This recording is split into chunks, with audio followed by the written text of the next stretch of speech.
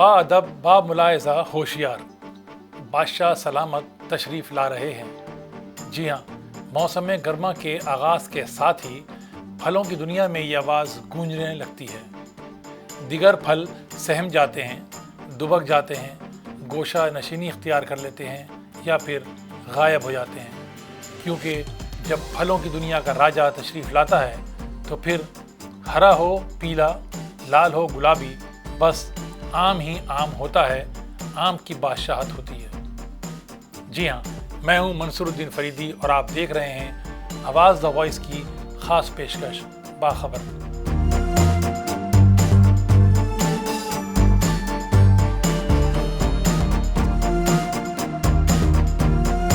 अब फिर आम की बहार है।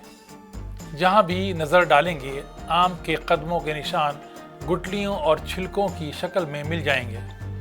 दिलचस्प बात यह है कि आमों में ज़बरदस्त तालमेल है। सफ़ेदा हो, दशहरी, लंगड़ा हो या चौसा, एक आम आता है तो दूसरा चला जाता है। कोई किसी की राह में रुकावट नहीं बनता। अगर बात करें आमों की नस्ल और शजरे की तो हम और आप साहब किताब बन जाएंगे। अदब और शायरी पर आमों के असरात की बात करते हैं तो रिसर्च की ज़रूरत पड़ेगी, क्योंकि आम बहुत ख़ास हैं। आमों की अपनी एक दुनिया है जिसमें आमों की 4000 से ज़्यादा किस्में हैं, जिसमें 1000 किस्में हिंदुस्तान में पैदा होती हैं।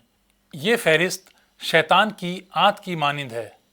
दशहरी, चौसा, लखनवी, लंगड़ा, नीलम, रोमानी, फजली, जर्द आलू, केसर, राजापुरी, जमेदार, बेनिशान, हुस्न आरा, आबे हयात, रासपुरी, बादामी, आलमपुरी, हिमायत, जहांगीर, मनपसंद, आज़म पसंद, सफ़ेदा, रसपूनिया, तैमूरिया, तोतापरी, रटौल, अमरपाली, लाखा बाग, लैला मजनू, फजरी कलां, गुलाब खास, सोरन रेखा वगैरह हैं। कलमी आम की बात करें तो उनके नाम भी मुख्तलिफ होते हैं, जिनमें भूरा, संढेरी, काला संढेरी, दशहरी, अल्फेंसो, समर बहिश्त, तोतापरी, सब्ज़, अनवर रटौल, चौसा, दिल आराम, सरौली, सुरैया, हफ्शी सरौली, लंगड़ा, कलेक्टर, बादाम, नीलम, सफ़ेद अलमास, जहरा, ज़ाफ़रान, जबलपुरी, जागीरदार, शहनशाह, अनमोल और दिगर नाम काबिल ज़िक्र हैं। यकीनन इनमें बहुत से नाम ऐसे होंगे जो आपने पहली बार सुने होंगे, और ये भी यकीनी है कि आप बहुत से आम देखे भी नहीं होंगे। लेकिन आम की हर किस्म का नाम अपनी एक दास्तान सुनाता है। बात करते हैं लंगड़े की। आखिर लंगड़ा क्यों कहलाता है बादशाह, राजा? लंगड़ा कोई इंसान नहीं, एक आम है, और वो भी आमों का सरताज या सरदार।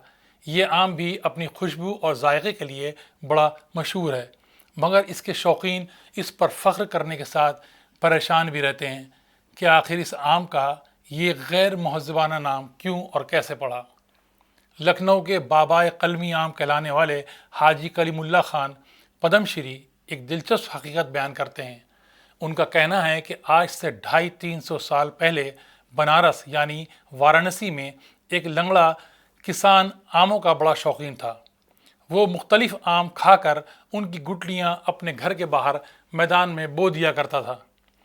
इन्हीं दरख्तों में से एक दरख्त के आम की खुशबू और जायके की वजह से बड़ा मकबूल हुआ। ये किसान अपने यार दोस्तों में लंगड़ा के नाम से मशहूर था। जब इस आम की शोहरत आसपास के इलाकों में फैली तो लोग इस आम को भी लंगड़ा कहने लगे, और यूं कुछ ही अरसे में लंगड़ा आम पूरे हिंदुस्तान में मशहूर हो गया। अब बात करेंगे आम के पसंद की। हर आम व ख़ास की पसंद आम की। असल में आम लोगों के साथ बादशाहों और नवाबों ने भी आमों की ग़ुलामी की। इसे अपने घर की कनीज़ और लौंडी बनाने के लिए खुसूसी बाग तैयार कराए और नई कलमें तैयार कराईं, नए आम का तारुफ कराया।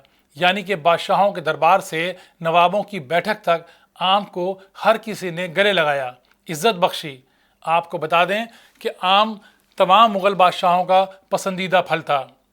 اس فصل کو فروغ دینے میں ان کی کوششیں شامل ہوا کرتی تھیں اور ہندوستان کی زیادہ تر قلمی قسموں کا سہرا انہی کے سر جاتا ہے۔ مغل ڈشز پر ریسرچ کر چکی سلمیٰ حسین نے اپنے ایک آرٹیکل میں لکھا ہے کہ اکبر اعظم نے بہار کے دربھنگہ میں 1 لاکھ آم کے درخت کا باغ لگوایا تھا۔ آئین اکبری میں بھی آم کی قسموں اور ان کی خصوصیات کی تفصیل موجود ہے۔ آخری مغل بادشاہ بہادر شاہ ظفر کے دور میں بھی لال قلعے میں آم کا باغ تھا جس کا نام حیات بخش تھا اور اس میں بعض مخصوص آم کے درخت تھے۔ اب سوال یہ ہوتا ہے کہ آم کیسے پہنچا دنیا کے کونے کونے میں؟ دراصل تاریخ یہ بتاتی ہے کہ 4 اور 5ویں صدی میں آم نے بودھ بھکشوؤں کے ساتھ ساؤتھ ایسٹ ایشیا ہجرت کی۔ برما، تھائی لینڈ، چین سے ہوتا ہوا انڈونیشیا اور فلپائن تک پہنچ گیا۔ اس کے بعد اسپینی جہازوں میں آم کی گٹلیاں میکسیکو لے جائی گئیں، جس کی وجہ سے آم میکسیکو اور امریکہ تک پہنچا۔ وہ دور سمندری سفر کا ہوا کرتا تھا۔ آم جہازیوں کے سبب عرب سے افریقہ تک پہنچا۔ ایک اہم پہلو ہے آم اور مذہب۔ جی ہاں، آم کے ساتھ مذہب کا واسطہ بھی ہے۔ ہندو مذہب کی مقدس کتابوں یعنی رامائن اور مہابھارت میں بھی آم کا ذکر ہے۔ گوتم بدھ کی پسندیدہ جگہ آم کا باغ تھا۔ اس طرح شاعری اور ادب میں بھی آم کے اثرات ہیں۔ شاعری میں آم کے گن گانے والے شاعروں کی ایک لمبی فہرست ہے جس کی قیادت بلا شبہ غالب ہی کر رہے ہیں، لیکن ان کے ساتھ صوفی شاعر امیر خسرو نے فارسی شاعری میں آم کی خوب تعریف کی تھی اور اسے فخر گلشن کہا تھا۔ تو یہ تھا آم کا مختصر تعارف اور تعریف بھی۔ امید ہے پسند آئے گی۔ نہ رہیں بے خبر، دیکھتے رہیں باخبر۔ شکریہ۔